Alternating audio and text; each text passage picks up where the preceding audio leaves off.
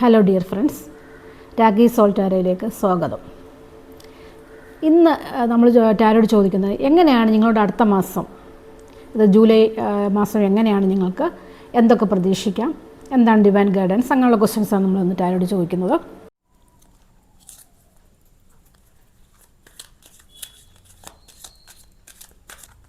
എന്താണ് theme of the month, എങ്ങനെയാണ് നിങ്ങളുടെ റിലേഷൻഷിപ്പ് ഈ മാസം, എന്ത് പ്രതീക്ഷിക്കാം, എന്താണ് ഡിവൈൻ ഗൈഡൻസ് എന്താണെന്ന് ചോദിക്കുമ്പോൾ, തീം ഓഫ് ദ മന്ത് ചോദിക്കുമ്പോൾ 2 ഓഫ് കപ്സ് ആണ്. 2 ഓഫ് കപ്സ് എപ്പോഴും സ്നേഹത്തിൻ്റെ, സഹവർത്തിത്വത്തിൻ്റെയും സഹകരണത്തിൻ്റെയൊക്കെ ഒരു എനർജിയാണ്.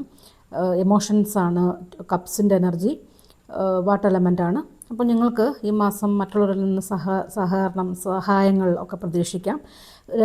ചേർന്ന് ചെയ്യുന്ന കാര്യങ്ങൾ എപ്പോഴും നിങ്ങളെ മുമ്പോട്ട്, നിങ്ങളുടെ വിജയത്തിന് കാരണമാകും. അപ്പോൾ സഹവർത്തിത്വമാണ് ആവശ്യം. അതാണ് തീം ഓഫ് ദ മന്ത്. അപ്പോൾ എന്താണ് റിലേഷൻഷിപ്പിൽ പ്രതീക്ഷിക്കാമെന്ന് ചോദിക്കുമ്പോൾ 2 ഓഫ് പെൻറ്റക്കിൾസ് ആണ് വന്നിരിക്കുന്നത്. പെൻറ്റക്കിൾസ് എപ്പോഴും ധനത്തിൻ്റെയും പണത്തിൻ്റെയൊക്കെ ഊർജ്ജമാണ്. അപ്പോൾ ജഗ്ലിംഗ് ആണ്, അതായത് ബാലൻസ് ചെയ്യുക എന്നുള്ളതാണ്. എപ്പോഴും റിലേഷൻഷിപ്പിൽ നിങ്ങളുടെ മറ്റ് പ്രയോറിറ്റീസും നിങ്ങളുടെ മറ്റ് ഉത്തരവാദിത്തങ്ങളിലും ഒക്കെ അതുപോലെ തന്നെ നിങ്ങളുടെ റിലേഷൻഷിപ്പും അതിനൊപ്പം ബാലൻസ് ചെയ്യണം.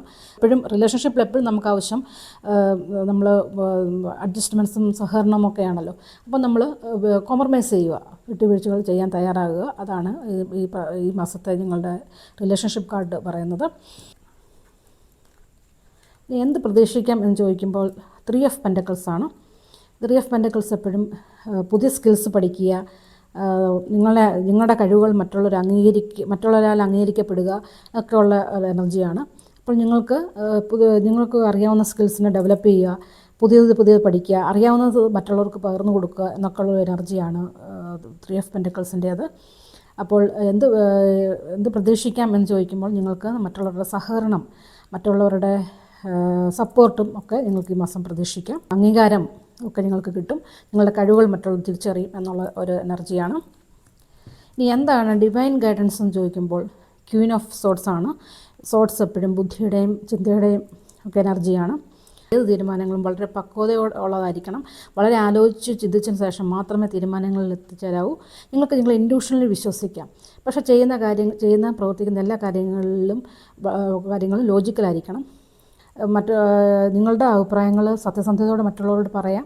അതിനുള്ള ധൈര്യം നിങ്ങൾക്കുണ്ട്. പക്ഷേ അത് മറ്റുള്ളവരെ ഹേർട്ട് ചെയ്യുന്നതായിരിക്കരുത്. വളരെ കൈൻഡായിരിക്കണം നിങ്ങൾ എന്നാണ് ക്വീൻ ഓഫ് സോഡ്സിലൂടെ ഡിവൈൻ തരുന്ന മെസ്സേജ്. അപ്പോൾ നിങ്ങൾക്ക് ഈ റീഡിംഗ് ഇഷ്ടപ്പെട്ടു എന്ന് ഞാൻ വിശ്വസിക്കുന്നു. മറ്റൊരു റീഡിങ്ങുമായിട്ട് വീണ്ടും കാണാം. Thanks for watching.